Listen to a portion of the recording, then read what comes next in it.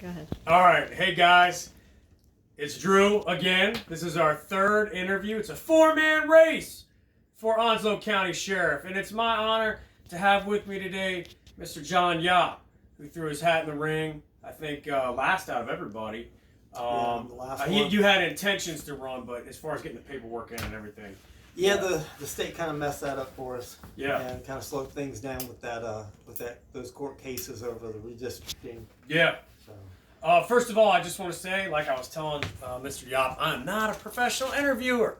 I'm just a concealed carry instructor, a firearms instructor. I'm a combat veteran, a resident of Onslow County, and most importantly, a patriot. And just like we talk about in class, this document right here, all right, the United States Constitution, I'm a firm believer that the checks and balances that come from the federal level down to the state, down to the local level are so important. And I would argue that local elections sometimes are more important than federal elections. All right, because now we're talking about a sheriff's office that, hey, if something unjust comes down the line, a federal law that's unjust, unconstitutional, we want somebody there that's going to stick up for us. So before we get started, just want everybody to know this is not an endorsement of Mr. Yopp or any candidate or candidates committee right now. I don't know who I'm going to vote for. That's kind of the purpose of this. All right, we want to get to know these people. We see their signs out there, but we don't know what they look like, let alone what they stand for. So without further ado, Mr. Yopp, if you just want to start off and just tell us who you are and why you're running for sheriff. Well, I'm John Yopp, and I'm running for sheriff here in Onslow County. The reason why I've put my name in and decided that this is the time for me to run for sheriff is because, number one, I don't want to see the way that the sheriff's office has operated continue to go forward the way it is now. There's a lot more that we could do. They're getting the basic job done. There's a lot more that we could extend to the community. And, when it comes down to firearms, for instance, that office is moving extremely way too slow. We need to do something about speeding up that process. Unfortunately, North Carolina has a general statute. It's 415.12. It lays out all the provisions that the sheriff's office has to provide for permitting with handgun purchases and concealed carry permits. There's no way to get around that until our legislature changes. And how you do that is you elect local officials who are willing to go up to the state level, and so your state senators, those are the guys who are going to change those laws and make this easier. We've already tried this in North Carolina, and our governor just knocked it down. We were looking at getting a constitutional carry, and that, to me, that would have been fine. I'm a Second Amendment supporter, and I want to see us make this process easier. And if I've got to go sit in that office after winning this election and make sure that all this paperwork is being processed as quickly as possible, that's what I'll do. Yeah, and that's really important. That's a huge issue. I mean, I try to stay in my lane because I'm a firearms instructor. We might talk about some other issues here too, but man, a lot. I talked to Chris Thomas the other day. I'm going to be interviewing him next week, and I just have to say that we didn't talk politics so much, but I got to say that Chris Thomas, when you meet him, he's a consummate professional. When you look him in the eye, he really does seem like a good dude to me. Where do you stand in opposition to the way he would run the sheriff's office, the way you would do it? Well, the sheriff's office has pretty much, if you've not been paying a lot of attention to local politics, Chris Thomas has been one of the main leaders at the sheriff's office, if he's not the one leading the charge right now. Hans Miller has not been as vocal and as involved as he has been in the past. Do you think Hans Miller's done a good job? I would rather not answer that question. Okay. No, sure. I mean, to be honest with you, I see a lot of the things that could have been done a lot earlier. Some things that even other county sheriffs have done in other counties near us that have been very successful. Things that are pretty important that I think that we need to be on top of. One problem we have, we don't have enough law enforcement officers covering our county, and that's a huge deficit. We can't survive that way, and we can't expect to provide our services if we can't even get to the scene quick enough. Sneed's Ferry, actually, this area of the county is kind of lacking when it comes down to patrol officers being available all the time. Yeah. Unless the neighbors are snitching on you, which we've Yeah, had that unless issue out the here. neighbors are That's the snitching only on time the sheriffs come out here. We like to be left alone out here. We don't like to see the law in our neighborhood necessarily, because usually that means somebody's snitching on you for something stupid, right? Yeah. And I don't know if we covered your background. Did you mention you're a police officer? Or I didn't. I am a. Tell us about your background and your expertise in law enforcement. Well, I started at the sheriff's office in 2001. There, I worked in the jail for 2 years.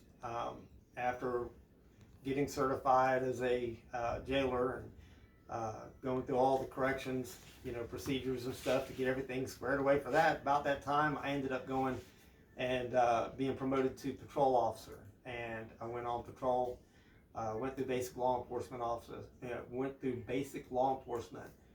while I was working at the sheriff's office.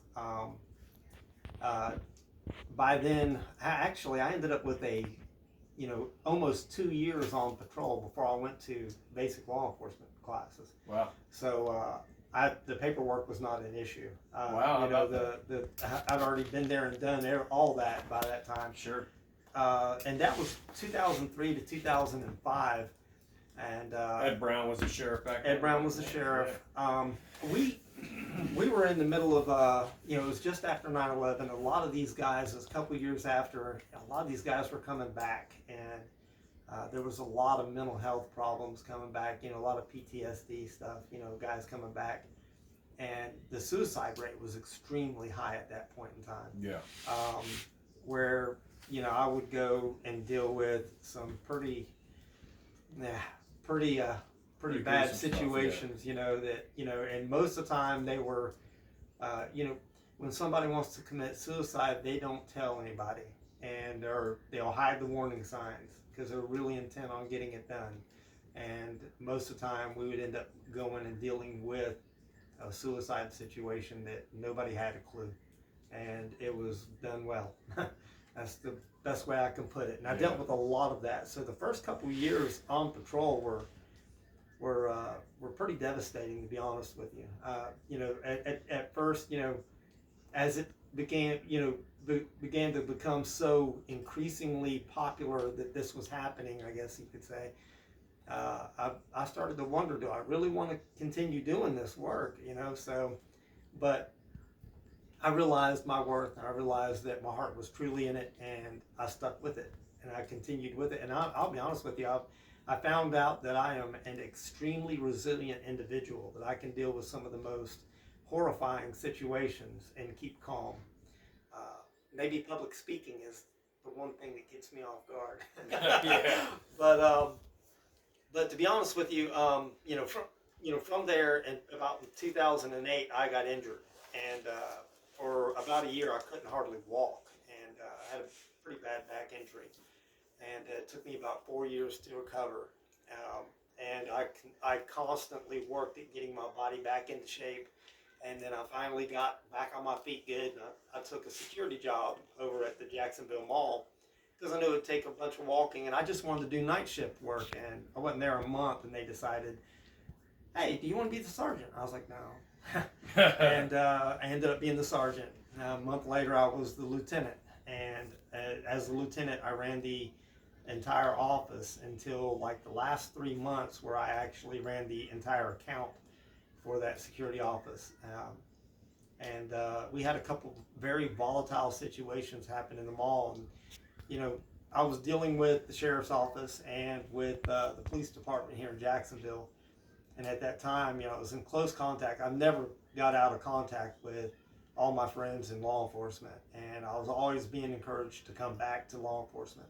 So at the age of 45, I went back through basic law enforcement training and got my certification reinstated, and went to work at North Topsail Beach Police Department. I've been there for about 4 years now, and here I am. I'm the I'm the patrol sergeant over the patrol division out there, and love my job. Wouldn't want to leave it except be the sheriff. To help further uh, the right outlook on law enforcement and the right attitude. When the guys look up to their leader and they see how my attitude is, and they try to, copy what I'm doing and try to understand where my stance is on certain issues, they become better law enforcement officers. They learn to treat people with respect and not take things personal. To me, that is one of the biggest issues. If you're a law enforcement officer and you take something personal and you get all emotionally charged up by something, that's when people's rights get violated, people get hurt. You go too far. Sure.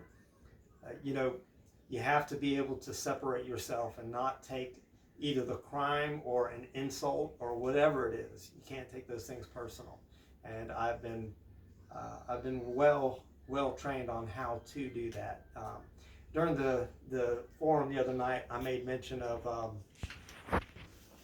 you got to separate the sin from the sinner. Right. Yeah, I like that. Now this is how I take that to heart, because to be honest with you, people make mistakes and people do things that are wrong. There's no reason for an officer to have to raise his voice and yell. And I found, even in a volatile situation, when the man in the uniform walks in the room and says something in a low voice, most of the time everybody will quiet down, because it's important for them to hear what that man just said. Sure. And that has a calming effect. And I have always been that guy that is. I've had people fighting on the street with my officers, and I show up, and it stops. I don't know if it's just the Spirit of God that goes with me or what it is, but I have a calming effect on people, and there's no need to get bent out of shape and no need to keep going further with something that it's already done. Yeah. If a crime was committed, hey, the crime was committed. There's no changing that. Right. Let's deal with the situation we've got at hand, and let's not make it any worse than it already is. Yeah, I like that about resolving things peacefully. Like, I come and I look at things, and I'm not anti-police at all. But I just want to say that, being a former infantryman and having to deal with rules of engagement in a combat zone, and then sometimes you turn on the news and you see rules of engagement police officers have. Not around here. Hasn't been an issue around here. But across the country, you see, an officer slamming a woman down who has dementia, 70-something years old. Very unnecessary. Or even at the very least with the George Floyd incident, at the very least excessive force, putting your knee on it. I mean, whatever. You see these things and they become problems. Hasn't been an issue here as far as I can tell. But. No, we, to be honest with you, we've been spared that. That type of police action does not end up happening here very often. I mean, people are going to make mistakes. Right, yeah. Because we're people. The first job I had, I was doing construction work right here in Onslow County, and we were tearing up a tile floor, and I broke a crowbar. And the boss came in, and I was all upset. I was like, man, I broke your crowbar. And he goes, oh yeah? You're upset about that? I was like, man, I'm sorry, I didn't mean to break your crowbar. He said, you're a good man. Let me show you something. And he walked me to the back door. He said, they're the two guys you were working with? I said, yeah. He goes, look at them. They're back there eating nabs and drinking sodas. They don't even know I'm here. And I was like, I didn't know you were here. He said, yeah, because you had another crowbar you were trying to break. I said, I don't mean to break the crowbar. He goes, I want you to break a crowbar every day. I said, what? He said, because that tells me you're doing something. Sure, yeah. If you're working, you're going to make mistakes. So if you've got an officer that is not doing anything, you're never going to see him on the carpet in the office. He's never going to be over there, give an account for what happened. But those guys that are getting out there and doing something and trying to help people, they're going to make mistakes. I mean, we're human. We're going to make mistakes. The problem is how do we react to it? I've always said it's not what happens to you, it's what you do after it happens to you, how you react to it, how you respond to it. Yeah. And I mean, there has to be an accountability. And as a leader, I've always been the guy that said, look, if you make a mistake, I need to know all of it. I need to know every detail of what happened, because if I go in to defend you and I find out information while trying to defend your position, and I find out that there's no defense to this. I mean, there's definitely not a defense to an officer that's lied to me. Sure. So at that point, there's nothing I can do to help somebody. But if an officer in good conscience and with the right intent, made a mistake, and owns it, man, we can work with that. Sure. We can work with that. That's the way I teach my kids, man. It's the same thing I said to the boys yesterday. Like, don't freaking lie to me. If you did something bad, just tell me about it. It's the same. It's just leadership across the board. Yeah. Cops, Marines, whatever. It is. It really is. And in a lot of places, I find that we've lost that aspect of leadership. Yeah, and you think so in the sheriff's office here today too? Well, part of the reason maybe you're running is I think we've got good leaders. And I've seen some, and I do not want to call anybody out, but I've seen some things that I thought were questionable, that I would not have had my officers do.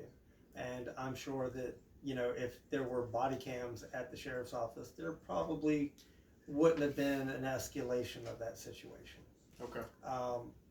But, when I first started wearing body cams all the time, it kind of bothered me. Because I was like, oh, this is going to nail me on something stupid. Yeah, they get a microscope on you. Oh, yeah. And it does give an officer that feeling like they're being watched all the time. But more times than I can count where an accusation was made on how we handled something, and then the person making the complaint actually understood, hey, well, we've got body cam footage. They just, oh, okay, never mind. And they walk out the door. It's over. Because they know what they were accusing of us of did not actually happen. Right. So body cams have saved us more times than not, so. Okay. So, but to be honest with you, what I was talking about, having officers that don't get emotional, don't get tied into get that emotional side of themselves tied into a case where, if somebody had injured a child or something, and who knows, they might have a kid the same age as themselves. And I've been in that position where I saw something that happened that was horrendous to this child, and looking at that child, all I could see was, hey man, that's my kid. Sure. Man, that will stir up the worst in a person. But you have to be able to separate yourself from that. Yeah. You have to remain in control, and vetting officers and finding those officers who can deal with that is the right way to go. And I would like to see some training in the future to assist officers with getting the right mindset to be able to deal with the problems that they'll see on the streets and not take things personal. Because when that happens, that's when we get issues like George Floyd. I mean, there was no sense in that man leaving his knee on that man's neck that long. Right. Get him under control. I mean, there were so many. The guy's not going anywhere. Right. Get your knee off the man's neck. And had I been there, it would have been different. I would not have stood for it. Sure. So, that being said. Well, that's great. Hey, let's take a quick break real quick. Okay, we're on. All right, cool. All right, we're back here. So the other night, there was a candidates forum, and we got to see for the first time all 4 candidates on stage. And I didn't know what to expect going into this. Holly and I were a little bit late, and I thought maybe it was going to be a debate. But you got to be right next to your opponents and hear what they had to say. What were your thoughts on your opponents, JJ and Jacob and Chris, and how do you think the whole thing went? Do you think it was a good time, good forum? I think that we all had our hearts in the right place. Sure. And I think that's kind of the important thing to take away from it, that everybody had the right mindset. I also felt like I could live with all 4 of them as being sheriff, because they all, all of you had the same kind of conservative principles about things, which is important. But yeah, go ahead. Well, Donworth is an extremely intelligent young man, and I'll be honest with you. He's he strikes me as the kind of guy that's not scared of new challenges and intelligent enough to take a challenge and run with it and do the best that he can with it. Also, you know, at one point he even made the comment, you know, that, you know, and it reminded me of Henry Ford when Henry Ford was on trial and they were trying to call him an idiot and he was, you know, he didn't know. And they asked him a simple question.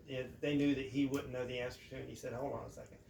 I know you're trying to make me look idiotic and stupid, but if you give me 10 minutes, let me speak with that gentleman right there, and I will get you the correct answer. It will not be the wrong answer." And, you know, intelligence is not just having rote memorization of something. Intelligence is when someone can take a concept and run with it and apply it to whatever they're in. And also knowing where to look and knowing how to find the information that you do need to know. Okay. That is, you know, and I could see Jacob being able to do that type of thing. So I don't think he would be a bad sheriff at all. I think he would, you know, he would pick up on what's going on, and I think he listens enough that, you know, if people were talking, you know, people had complaints and things like that, he'd be willing to hear them out. Yeah. I feel the same way about JJ. JJ. Yeah, JJ. You know, JJ does strike me though as a law enforcement officer that, you know, highway patrol, you know, deals with a lot of traffic stuff. You know, stopping vehicles. You know, they might find drugs. You know, they might run into a rolling domestic. Back when I worked at the sheriff's office, a lot of our highway patrolmen would actually come and assist us on domestic violence cases and things like that whenever we'd be shorthanded or something. So, you know, he strikes me as that kind of guy that would get involved in whatever's happening.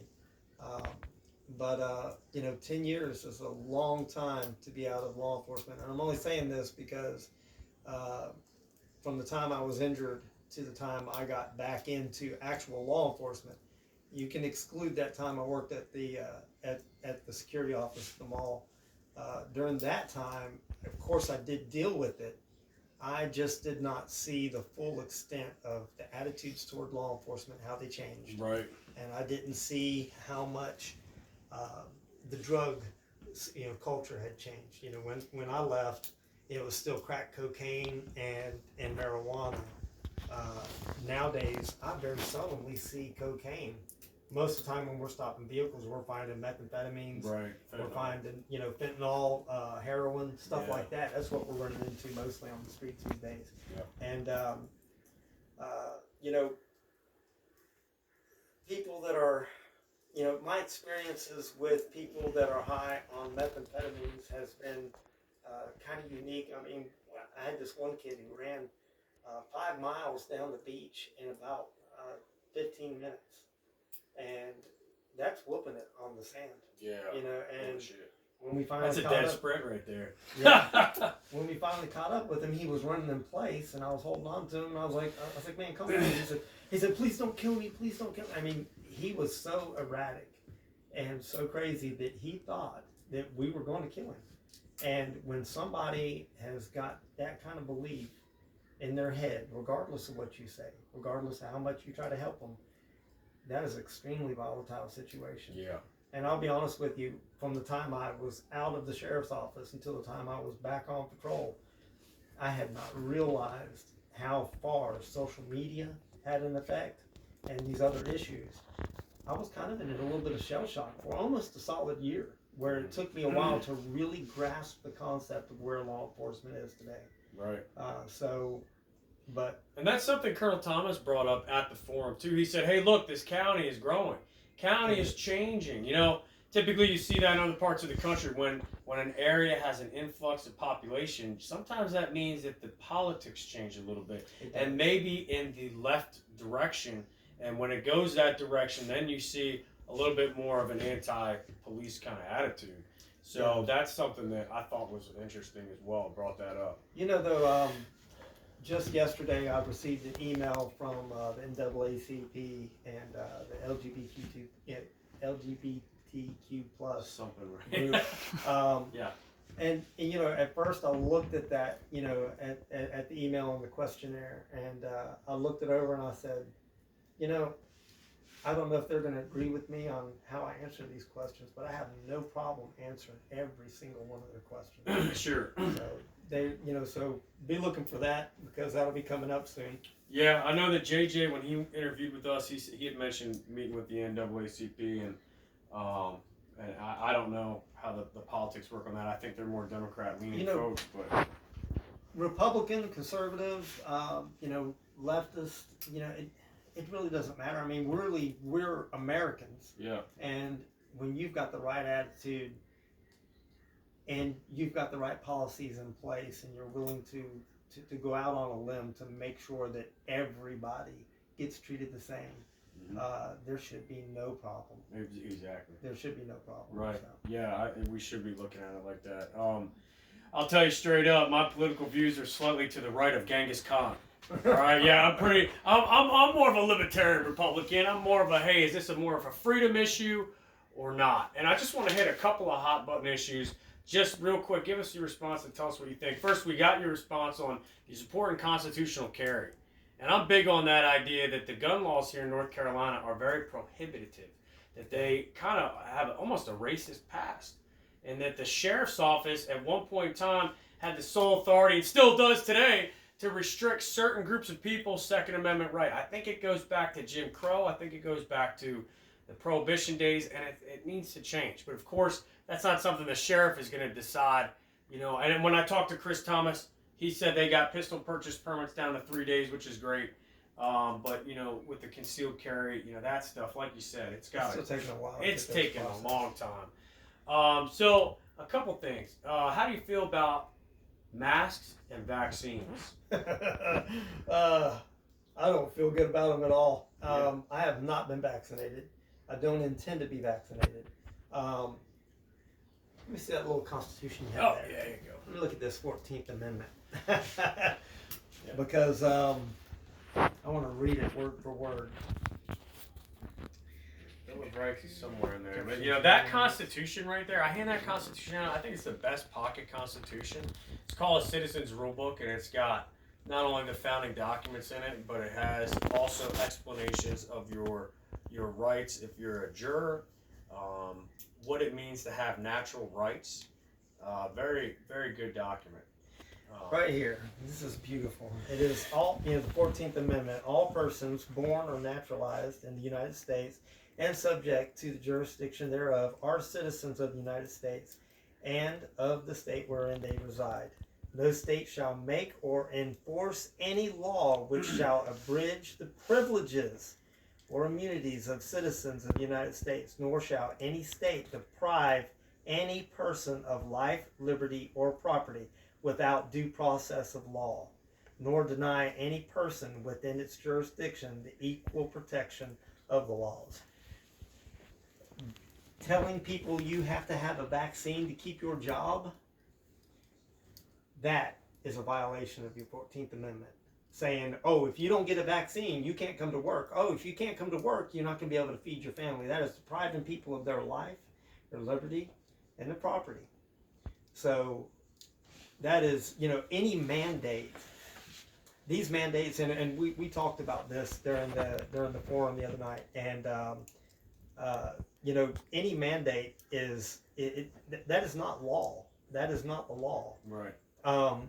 Even our laws are subject to judicial review, and judicial review is. Are y'all familiar with Mayberry versus Madison? Slightly, yeah, a little bit. This is where judicial review came into play in the United States. What happened was, I think it was John Adams was leaving office, Jefferson was coming in, and they had what they called the Sedition Act. At the same time that the Sedition Act was passed, along with that package was the Midnight Judges, where Adams had stacked the courts. The Federalists had stacked the courts and opened a new jurisdiction and appointed all these judges in the middle of the night. Well, when Jefferson came to work as the president the next day and saw all these judgeships that were planted out on this table, he was like, no, we're not doing this. So one of the judges, which would be Marbury, he decided he would fight for it, and he took it to court. And because it was a federal case, of course, it goes straight to the Supreme Court. The Supreme Court decided that they struck down the sedition law, and that being tied to the Midnight Judges Act. They said basically you cannot say, that anybody exercising their free speech, which is what the sedition law was doing, is unconstitutional. Mm-hmm.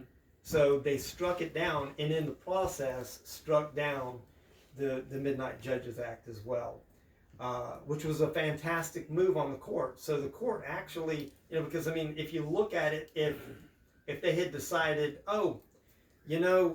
Marbury should be a judge, that would have upheld the Sedition Act, which would have made the current president very mad at the courts. Really he was stuck in a catch-22 position, and the choice that he took was the start of reviewing all of our laws based on our Constitution. Mm-hmm. And that was where judicial review came into play. And to this day, it still is a major staple in our constitutional republic. The checks and balances. It is. Yeah. It is. And that actually gave that process actually gave the court its strongest position when it comes to its position as part of the checks and balances. Yeah, so, that's fascinating. You are a student of history. You know your I stuff. love my history. I love history. That's awesome. Yeah, that's so important to me. And, knowing your Constitution. And the judge who made this decision was Oliver Wendell Holmes. About that, no kidding. So yes.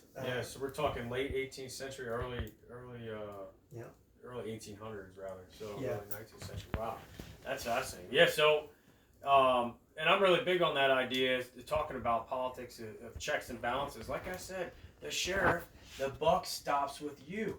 And I don't know if I represent a demographic here in Onslow County or not, of more constitutionally minded people. And you're a Republican. What kind of Republican are you? What do you think of Donald Trump? Are you a supporter of Donald Trump? This county went 62% in 2020 to Donald Trump. So. I have in my patrol car. I've got several Trump gold coins. All right, I have right there. I have one of those gold dollar bills in my patrol car. Is that right? I okay. Keep it in there. It's right up there on my light. When I flip my light on, every time I look at that light, I remember my favorite president. There you go. Yeah, 45. But realistically, Trump was a mean character. I mean, he was rude. I always heard people complain about how rude he was. But in his defense, aren't Americans really that rude sometimes? He's a New Yorker, Hey, get out of my way. That's just a New York attitude. Anybody from New York's like that.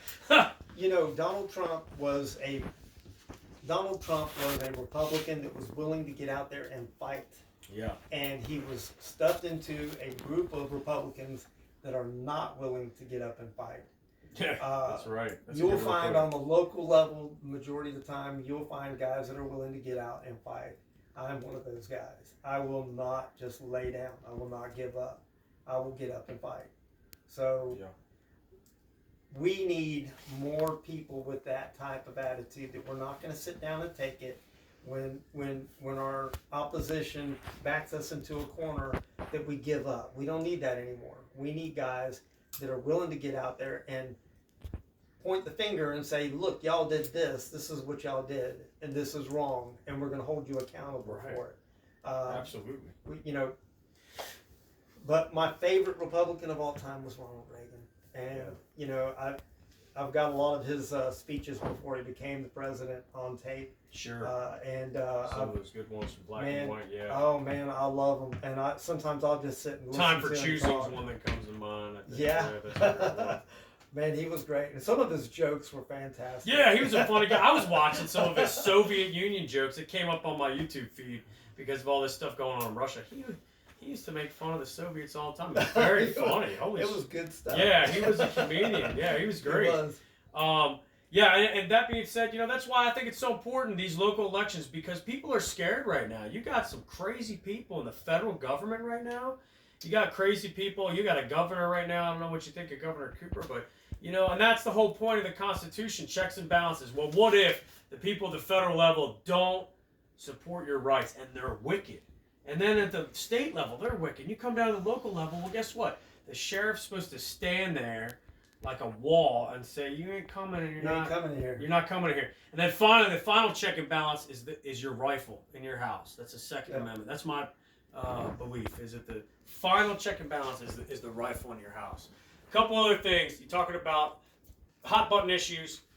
This may not be one that is an issue for a sheriff, but I've asked every candidate so far, and I just want to know what your opinion is. Are you pro-life, pro-choice on the abortion issue? Just want to hear that. Mm-hmm. This is an uncomfortable question for a lot of people, and I just want to know where you stand on it. Well, being a law enforcement officer, I have seen many people, many women that have been, through some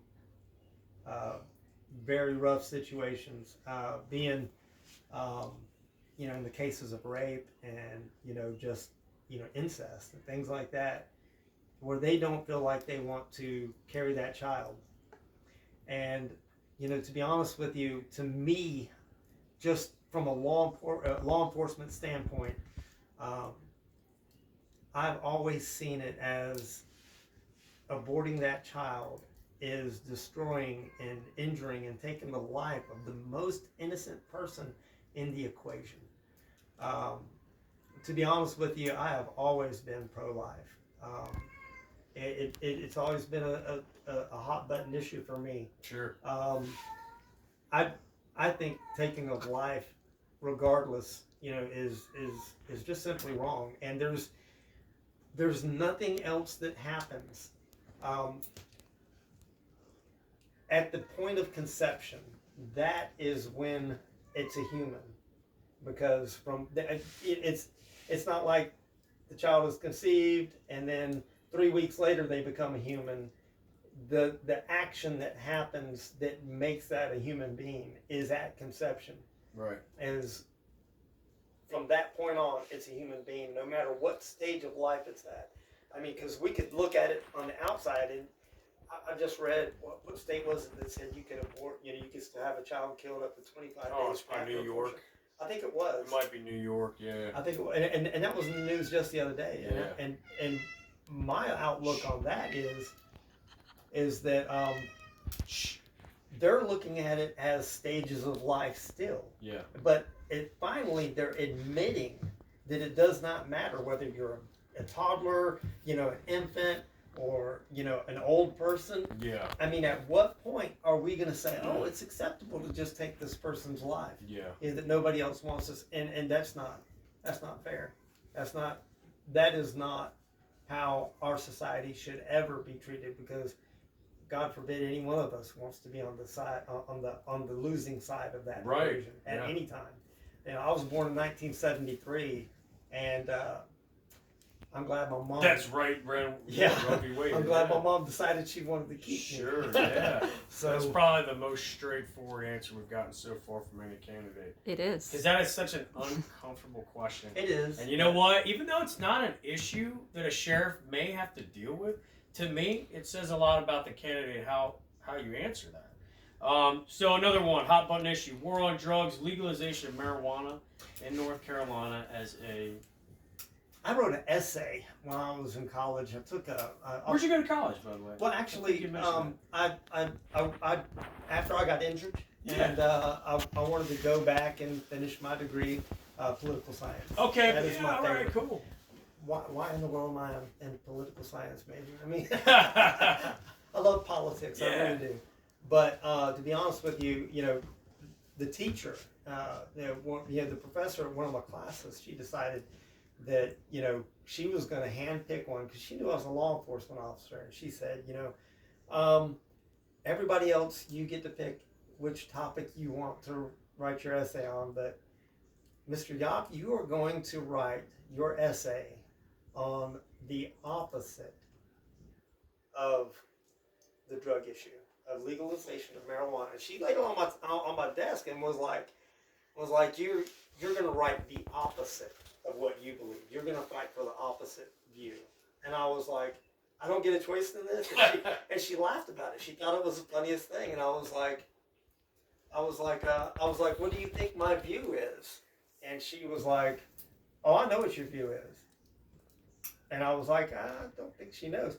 So I left, and I went home, and I actually talked about this with my wife. I said, what should I write? Should I do what she told me to do and tell her, what every cop would think, or do I need to go and actually write what I believe because I think she thinks the wrong that thing, yeah, right. and because I'll be honest with you, I mean, like right now, North Carolina is sitting on the fence. They are, yeah, they're sitting on the fence about it. Yeah. We've got, if I pull somebody over and they've got marijuana in the vehicle, and at this point now, if I pick it up and I look at it and I test it, it's going to show it's got THC. I'm not going to know how much THC, and Delta 8 can have up to 3% THC level. So if I test it on the roadside in one of our kits, it's going to show that it's got THC in it. What am I going to do then? Oh, am I going to charge them? But yet, now I've got to send all this stuff off to the lab. And after it comes back from the lab, oh, it was Delta 8, no big deal. And I've already got this guy charged. Oh, man, no kidding. It really throws us in a bad situation. Sure. Let me start by saying the way that North Carolina, if we're going to legalize, we need to go ahead and do it. Because there's a lot of people in North Carolina that would, and we got a great environment for growing marijuana. If we were going to if we're going to legalize it, already a lot of the other industries, like in Colorado and California, those companies are going to kind of fill that vacuum. Yeah. But before they fill that vacuum, there will be some local guys who will step up and go through the process of getting funded and getting all the legal stuff, for them to be able to have a marijuana farm, process so that they can be a producer. This is going to be a great amount of revenue to the state. And everybody goes, well, if you legalize it, how do you control it? So I was on a Zoom meeting with the director of Oregon, their district attorney's office. Okay. And the district attorney was basically saying, or their state attorney was basically saying that Oregon made the mistake of allowing the legalization of marijuana without keeping a provision for appreciably impaired. When marijuana, if you smoke marijuana, immediately it's in your blood system. Within 2 minutes, the majority of it's still in your blood system. Yeah. 3 minutes later, it's starting to collect in your brain. Right. And at about 30 minutes out, 95% of the marijuana, of the THC, is actually in your brain, and it's not detectable in your blood system anymore. I'm not going to pretend like I don't know what he's talking about. I used to smoke acres of marijuana. Okay? before the Marine Corps. All right, the Marine Corps kind of smacked that shit up. It takes you out of your combat mindset. But I do know what he's talking about here, so go ahead. So unless you're a regular user, like right. You smoke all day, every day, it's not going to be detectable in your blood. Sure. If you're just a weekend user. Yeah. And it will have to wait until it begins to metabolize out of your brain and into the rest of your blood system again before it can be detected. But the question is, 5-6 hours later, once it begins to metabolize out of your brain, now it's in your blood system. Is that person high anymore? Most likely not. Just hungry, yeah. Yeah, they're just hungry. Right. So, as long as North Carolina does not make the mistake of dropping the appreciably impaired, I've processed DWIs where I could prove that the person was unable to operate a vehicle, either by them crashing a vehicle or their driving habits that were observed before I pulled them over. Yeah. And they were not even at a 0.08, but they were intoxicated enough because of the fact that they don't drink. And 0.04 to them was extremely intoxicated. Right, exactly. So they were appreciably impaired, and I've won those cases before.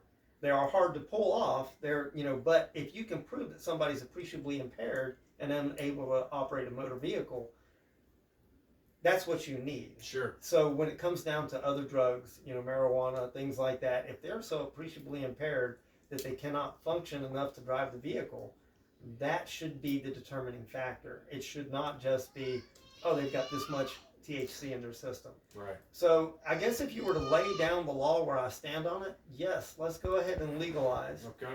But let's not lose the provisions that we as law enforcement officers can use to keep our public safe from people who are abusing these substances and driving or putting themselves in a position where they could injure someone else. All right, let's pause it real when we're good. All right, guys, we're reaching, I guess, our max limit here. Keep it fair with the other guys, around 45 minutes. What's your favorite gun? Handgun. He was just telling me that his duty weapon is a Glock 21. And the sheriff's office for years was carrying 45 ACP. And they switched to 9mm.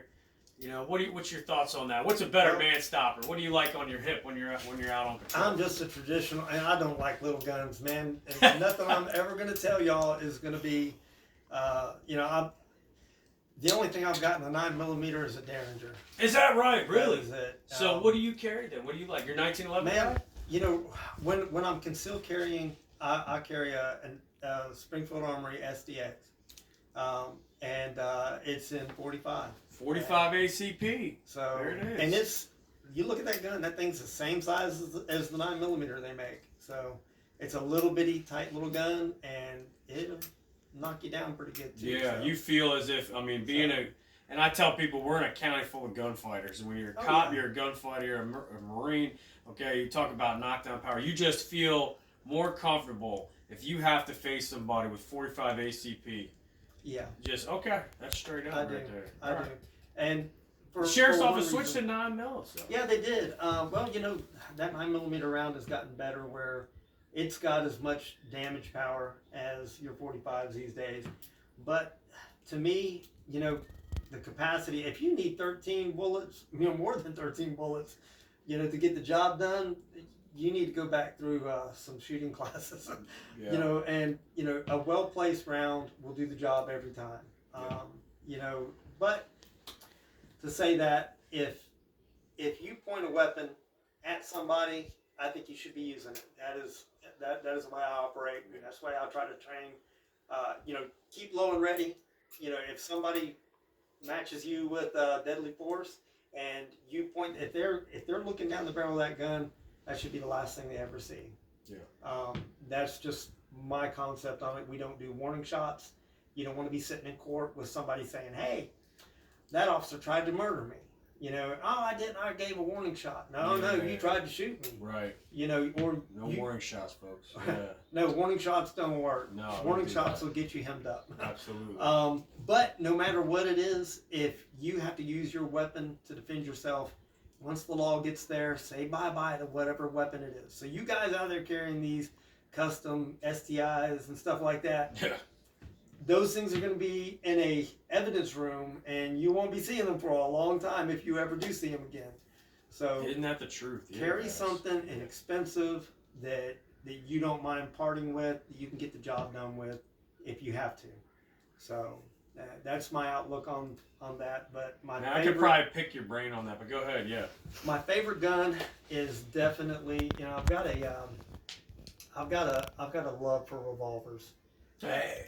I like the Ruger Alaskans. Right now, I want to get a 500 mag.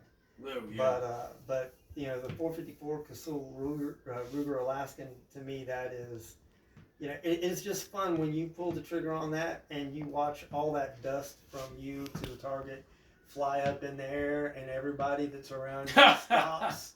No matter what they're shooting, they go, "Oh my, what was that?" It's just a great novelty item, man. But and that'll get the job done better than anything. That'd be pretty impressive to see a sheriff walk around with that on his hip. I'll tell you what. I would probably do it. Yeah, that'd be pretty cool.